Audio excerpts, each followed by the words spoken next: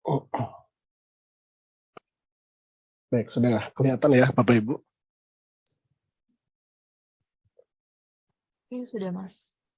Oke, jadi kita bagi ke dalam dua jenis kuesioner. Yang pertama adalah koperasi simpan pinjam. Yang kedua adalah falas. Kita mulai dengan falas dulu. Jadi kalau Bapak Ibu sudah pernah lihat kuesioner falas dan pernah menangani kuesioner falas ataupun KSP sebelumnya, ada beberapa perubahan sedikit di rincian di blok 2-nya, yaitu kita mengakomodir pertanyaan tentang untuk usaha dengan jaringan usaha cabang, gitu ya. Terus untuk KSP sendiri, perubahan yang paling nampak adalah adanya perubahan susunan rincian yang asalnya RAT itu ada di blok 4, kemudian pindah di blok 2 semuanya. Jadi jumlah bloknya sama nantinya antara falas dan KSP. Baik, kita mulai dengan falas di blok 1. Ada pertanyaan tentang provinsi, ini identitas seperti biasa, kemudian ada ID worker start, ini akan terisi otomatis, jadi manakala Bapak Ibu sudah melakukan tagging, maka ID worker start ini akan muncul otomatis di web entry-nya. Kemudian pertanyaan berikutnya adalah tentang nama lengkap, alamat perusahaan, dan arah hubung perusahaan. Saya rasa ini cukup jelas ya, jadi kita bisa skip lanjut di blok berikutnya. Selanjutnya adalah keterangan usaha. Ada pertanyaan tentang nama pengusaha dan jenis kelamin. Penanggung jawab usaha atau adalah pimpinan, direktur, atau manajer yang mempunyai kewenangan mengelola perusahaan. Kemudian jenis kelamin sudah cukup jelas. Di rincian 2, pertanyaan tentang tahun mulai beroperasi secara komersial, tahun pertama kali perusahaan melayani atau menghasilkan jasa secara komersial sesuai dengan akte pendirian perusahaan, dan yang 2B adalah nomor surat izin yang dikeluarkan oleh Bank Indonesia. Di rincian ketiga, ini yang saya maksud tadi dengan perubahan di kuesioner 2023 ini. Mohon maaf, ini judulnya harusnya 2023 ya. Jadi jika jaringan usahanya adalah tunggal, maka Bapak Ibu bisa lanjut langsung ke rincian selanjutnya di rincian 4. Sementara jika usaha yang Bapak Ibu datang itu adalah kantor pusat, maka isikan rincian 3B ini dan tuliskan jumlah kantor pusat yang dimiliki ada berapa. Sedangkan jika ternyata usaha yang Bapak Ibu datang itu adalah kantor cabang, maka kita lanjut ke rincian 3C. Mohon dilengkapi nama alamat kantor pusatnya. Ya. Setelah itu, jika dia kantor cabang, maka langsung lanjut ke rincian blok 7 tentang pengesahan. Tadi di chat, di sheet pertanyaan ada pertanyaan bagaimana dengan kantor cabang. Nah, kantor cabang itu tidak dilakukan penggantian sampel ya Bapak Ibu. Itu yang membedakan antara pendataan di tahun ini dengan tahun sebelumnya. Di tahun ini kantor cabang, jika Bapak Ibu dapat sampel yang kebetulan adalah kantor cabang, maka itu tetap masuk sebagai target sampel. Selanjutnya adalah pertanyaan tentang, oh ya, ini masih lanjutan tadi tentang kantor cabang. Kemudian adalah rincian 4. Rincian 4 ini transaksi valuta asing selama tahun 2022. Di sini ada 5 kolom. Kolom yang pertama adalah jenis falasnya, kolom yang kedua dan 3 adalah falas yang dijual, dan kolom yang 3 adalah falas yang dibeli. Falas yang dijual ini ada 2 kolom lagi, yaitu volume dan nilai. Jadi volume ini satuannya adalah satuan mata uang setiap falas ya Bapak Ibu. Jadi misalnya ini 12.659, maksudnya adalah 12.000 US dollar. Oh, kurang keras. Oke, salah.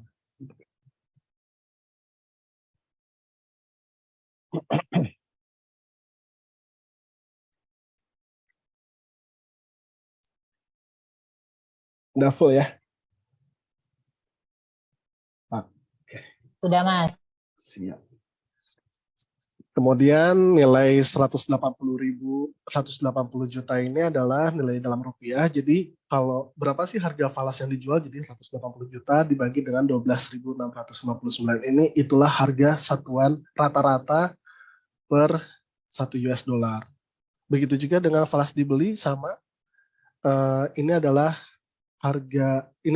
nilai 12.000 yang dibeli oleh perusahaan falas, 12.000 US dollar, sementara ini adalah 172 juta adalah nilai rupiahnya.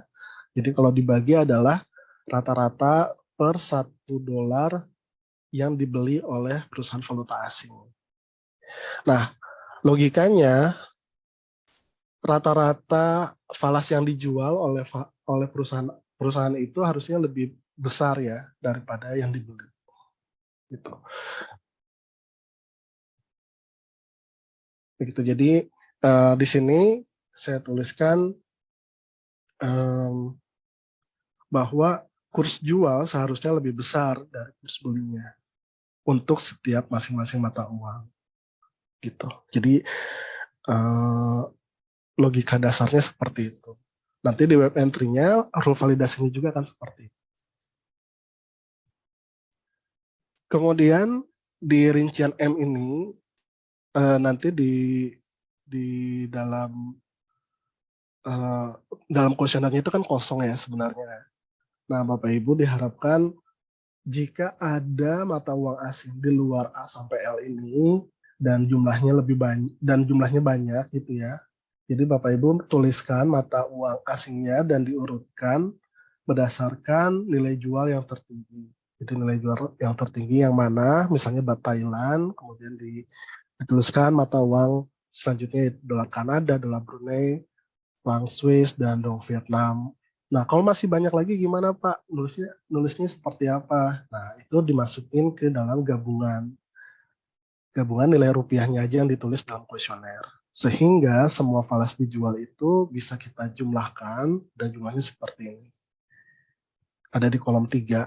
Sementara falas yang dibeli ada di kolom 5.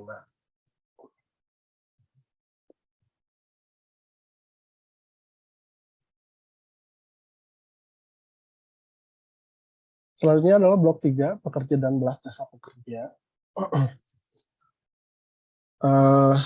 Perubahan di kuesioner tahun 2023 ini adalah pertanyaan hanya untuk jumlah pekerja saja, belas jasa pekerja ini tidak ada. Ya, jadi ini akan kita hapus. Jadi hanya jumlah pekerjanya saja yang kita tanyakan di blok 3 ini. Kita tanyakan jumlah pekerja berdasarkan jenis pekerjaannya, tetap kontrak, dan jenjang pendidikannya. Seperti itu. Ini cukup jelas ya.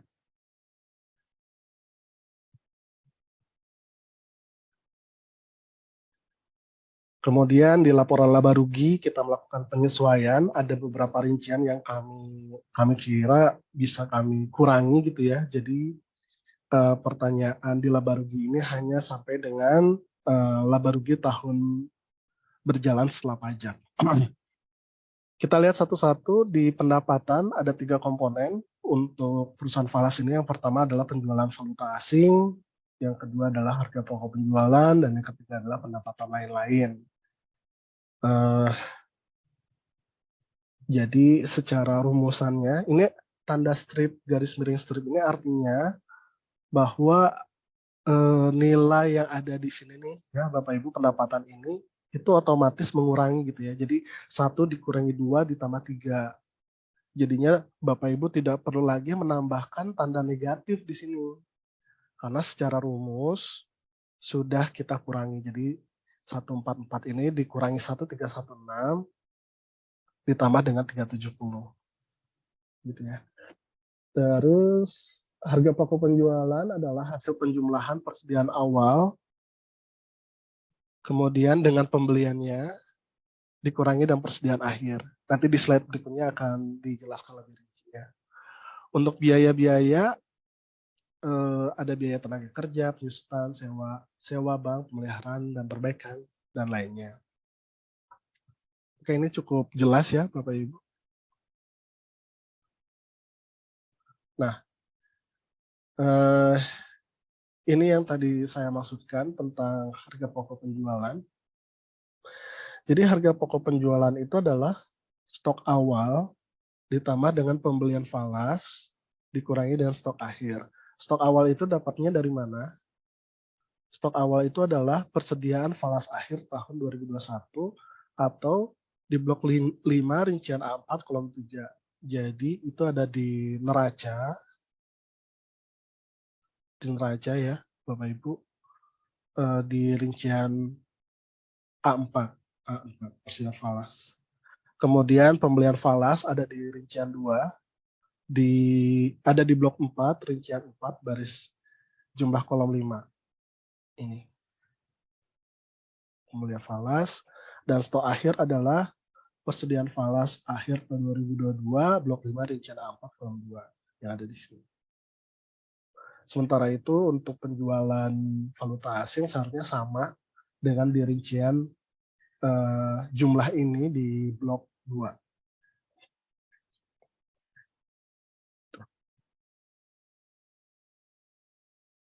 Oke, tapi ya ini adalah semacam validasinya Bapak Ibu. Jadi Bapak Ibu kalau mau melihat, kalau Bapak Ibu menerima isian dari perusahaan, mungkin bisa dicek lagi apakah sudah sinkron dengan rumusan ini.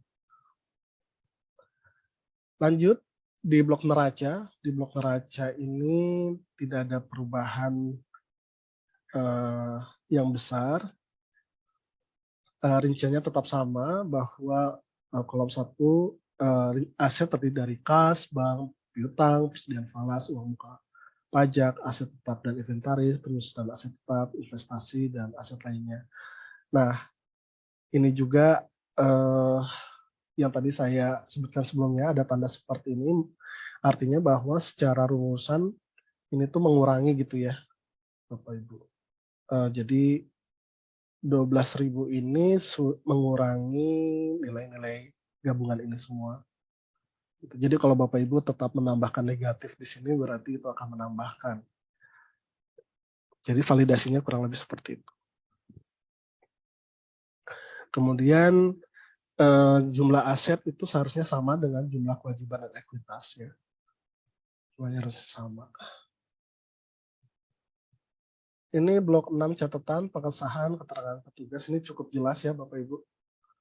Tuliskan semua catatan apapun itu gitu. Kemudian pengesahan, blok ini bertujuan untuk mengetahui jawaban yang diberikan dalam daftar, diketahui oleh bertanggung jawab dalam perusahaan tersebut, dan keterangan petugas, blok ini bertujuan untuk mengetahui petugas survei yang berhubungan langsung dengan responden. Ya Bapak Ibu, kami dorong untuk mengisi ini dengan benar ya Bapak Ibu. Kami pun ingin mengetahui sebenarnya seberapa lama pencacahan itu dilakukan, mulai dari pencacahan hingga pengawasan gitu. Jadi kalau Bapak Ibu bisa isi ini dengan benar gitu, kami bisa hitung durasi pencacahan itu seperti apa. Kalau biasanya kan kalau yang saya lihat bahwa yang diisi di sini adalah tanggalnya sama semua gitu ya. Padahal kan mungkin nggak seperti itu.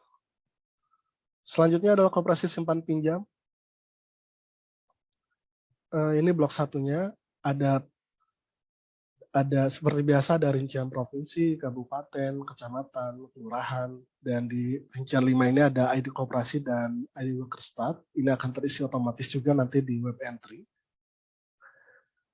Jadi cukup jelas ya. Kemudian nama lengkap koperasi, alamat perusahaan, dan narah hubung perusahaan silakan diisi dengan lengkap.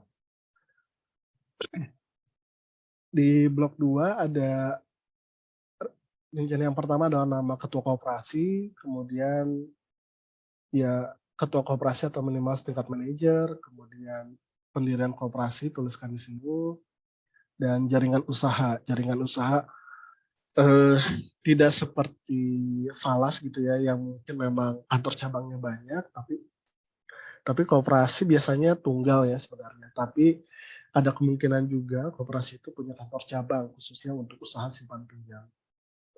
Jadi jika Bapak Ibu menerima sampel kantor cabang, kodekan 3 di sini ya. Kemudian lanjut ke rincian 3C dan selanjutnya lanjutkan pengisian rincian pada blok 7 pengesahan. Dan itu sudah merupakan target sampel dari Bapak Ibu.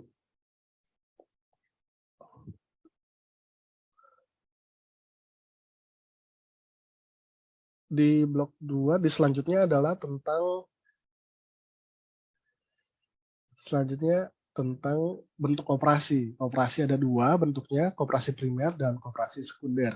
Koperasi primer didirikan oleh dan beranggotakan perorangan, sementara koperasi sekunder didirikan oleh dan beranggotakan koperasi. Nama koperasi sekunder biasanya memuat kata koperasi dan diakhiri dengan kata SKD. Ya, jumlahnya memang nggak banyak sih, Bapak Ibu. Kemudian untuk kelompok koperasi, tuliskan kelompok koperasi tersebut dan tuliskan juga kodenya pada kota yang tersedia. Contohnya seperti ini, koperasi simpan pinjam kodenya 21. Ya. Rincian 6, jenis koperasi berdasarkan akta pendirian. Lingkari salah satu jenis koperasi berdasarkan akta pendiriannya. Dan rincian 7 ditanyakan apakah memiliki unit simpan pinjam. Pertanyaan ini ditujukan untuk koperasi yang akta pendiriannya adalah bukan koperasi simpan pinjam gitu ya maksudnya. Jadi 7A ini kan ditanyakan kalau dia bukan simpan pinjam maka ajukan pertanyaan ini gitu ya.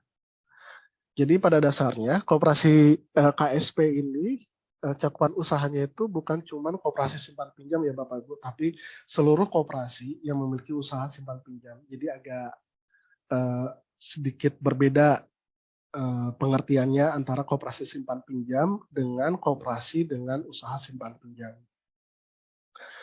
Jadi cakupan utama KSP adalah koperasi dengan usaha simpan pinjam, baik yang akta pendiriannya adalah koperasi simpan pinjam maupun koperasi serba usaha tetapi memiliki unit simpan pinjam. Bahan paparan SLK kalau bisa di-share di chat. Sudah ada di Linktree ya Bapak Ibu. Silakan di Linktree-nya dilihat. Di situ banyak sekali materi-materi yang terkait dengan survei. Jika tidak memiliki usaha simpan pinjam, maka status pencacahan berkode 9 lakukan penggantian saldo. Ini cukup jelas ya. Selanjutnya adalah pertanyaan 8, bagaimana sistem pengembalian pinjaman yang diterapkan kepada anggota. Ini cukup jelas juga, apakah bagi hasil atau konvensional, lamanya pengembalian angsuran, dibayar di muka, dibayar pada akhir periode, atau dibayar secara periode. Kemudian periode pengembalian angsuran yang biasanya dilakukan bisa harian, mingguan, bulanan, dan lamanya berapa. Begitu juga dengan tingkat kredit per bulannya. Ya, ini masih salah ya. Jadi nanti akan kami perbaiki lagi ya Bapak Ibu. Bahan ajarnya. Selanjutnya adalah pertanyaan tentang RAT. Apakah koperasi ini melakukan RAT untuk tahun buku 2022? Jadi rapat anggota merupakan perangkat organisasi koperasi yang memegang kekuasaan tertinggi dalam koperasi. RAT biasanya maksimal 3 bulan setelah tutup buku. Walaupun dalam banyak kasus RAT itu memang tidak se-strict ini ya, ada yang di bulan keempat atau 5. Jadi kami harapkan dalam periode pencacahan ini koperasi sudah melakukan RAT. Di rincian 12 ditanyakan tentang jumlah anggota yang diundang dalam RAT dan jumlah anggota yang hadir dalam RAT. Apakah ada pemeriksaan atau pengawasan oleh badan pengawas untuk tahun 2022 di rincian 13 ini? Kemudian apakah ada laporan tertulis? Selanjutnya adalah tentang banyaknya peminjam yang kreditnya macet. Jadi rincian yang pertama, pertanyaan tentang jumlah anggota koperasi tersebut. Kemudian di rincian 14B ditanyakan jumlah peminjamnya. Ternyata dalam koperasi yang saat ini yang meminjam koperasi itu ada yang anggota, ada yang bukan anggota ya. Jadi berkembang gitu koperasi ini. Gitu. Kemudian di rincian C ditanyakan jumlah peminjam yang kreditnya macet. Ya. Di rincian 15, total nilai kredit yang diberikan selama tahun 2022 berapa? Dibulatkan saja nilainya. Kemudian periksa kewajaran isian. Pertanyaan berikutnya adalah tentang kepengurusan dan pekerja.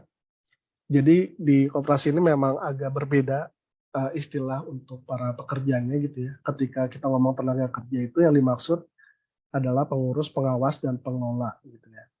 Jadi pengurus dipilih dari dan oleh anggota koperasi dalam rapat anggota, sementara pengawas dipilih dari dan oleh anggota koperasi dalam rapat anggota.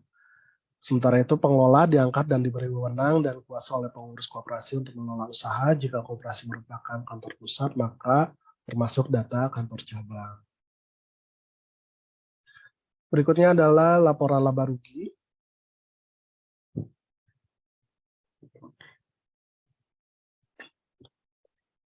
Ya, rincian ini tidak berbeda dengan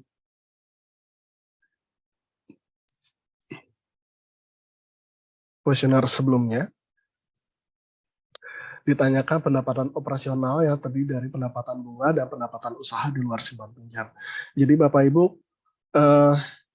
karena simpan pinjam ya, jadi utamanya itu adalah pendapatannya dari sini ya, dari usaha simpan pinjamnya sendiri gitu kan. Kemudian jika ada usaha lain jadi KSU gitu ya, koperasi serba usaha, maka pendapatan lainnya itu ditulis di sini. Berikutnya adalah beban operasional, yang utamanya adalah yang ingin kita ketahui adalah beban bunga dan beban operasional lainnya. Jadi seharusnya kalau usaha simpan pinjam itu ada pendapatan bunga dan biasanya ada beban bunga gitu kan.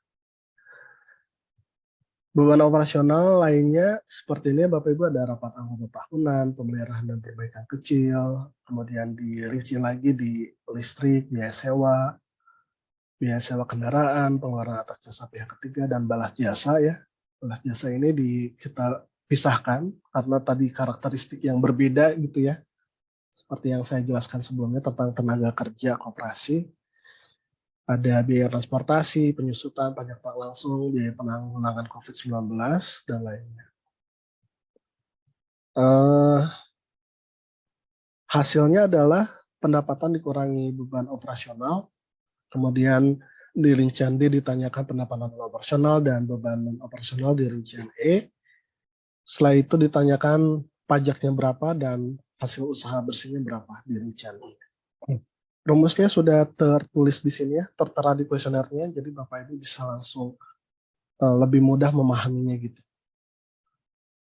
Ini di rincian neraca tidak ada perubahan juga ya Bapak Ibu, dan pastikan bahwa aktiva dan pasifannya itu nilainya sama. Kemudian di rincian 6 dan rincian 11, lihat ini rincian 6 dan 11 ada tanda seperti ini ya Bapak Ibu, ini artinya pengurang penghitungan aset. Kemudian di sini dikatakan bahwa rincian 5 itu adalah pinjaman yang diberikan wajib terisi ya. Jadi rincian ini itu harus terisi ya Bapak Ibu. Ya, kalau dia usahanya adalah simpan pinjam, seharusnya dia punya aktivitas pinjaman yang diberikan ya. Maka ketika kosong, Bapak Ibu harus curiga gitu. Ini sebenarnya ada usaha simpan pinjam nggak di koperasi tersebut. Kemudian simpanan berjangka biasanya terisi ya kalau usaha simpan pinjam itu. Begitu juga dengan nilai SHU di sini. Baik, di penegasan tentang falas, pastikan laporan keuangannya dalam satuan rupiah. Ya, jadi hampir semuanya rincian di falas maupun di KSP itu satuannya rupiah. Periksa kesesuaian rincian total maupun total. Pastikan usaha pedagang valuta asing yang menjadi responden merupakan kantor pusat atau usaha tunggal. Ini termasuk cabang juga, masih bisa. Kemudian periksa kewajaran nilai kurs mata uang sesuai dengan harga pasar. Cara meriksa kewajarannya tadi ya Bapak Ibu bisa dibagi antara nilai rupiahnya dengan volumenya ya. Nanti diperoleh nilai harga per satuan valuta asing tersebut. Kemudian periksa kembali isi laporan keuangan jika ditemukan usaha-usaha yang mengalami kerugian. Jadi kasus COVID kemarin kan banyak yang rugi ya perusahaan itu ya. Jadi dan sekarang udah tahun 2023, percacahan untuk tahun 2022, jika ada yang masih mengalami kerugian mungkin ada kendala dalam penghitungan penandaan negatif positifnya gitu ya. Kemudian kuesioner koperasi simpan pinjam, periksa kewajaran isian tingkat suku bunga per bulan, lakukan penyesuaian jika isian tingkat suku bunga per tahun atau per hari. Nah ini mohon diperhatikan, ada di blok 2, usahakan agar kuesioner terisi lengkap.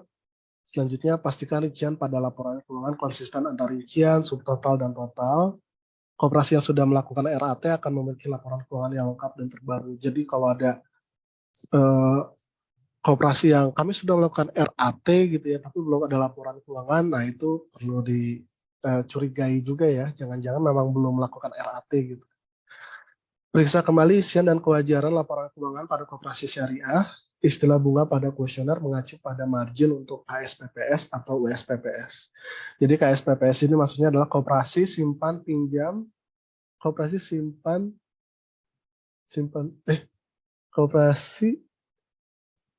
pinjam dan pembiayaan syariah ya. Ya, sementara USPPS ini adalah unit jika dia bukan akte pendiriannya bukan koperasi simpan pinjam. Kemudian cakupan utama dari SLK adalah pedagang falas bukan bank.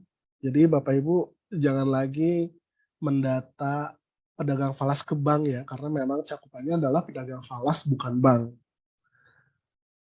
Sementara untuk koperasi adalah semua koperasi yang memiliki usaha simpan pinjam, baik KSP maupun USP. Selanjutnya adalah lakukan geotagging dan foto untuk semua usaha perusahaan yang menjadi target sampel. Gunakan Sobat Simitra dalam perekrutan petugas mitra. Baik, itu saja yang bisa saya sampaikan di sesi SLK ini.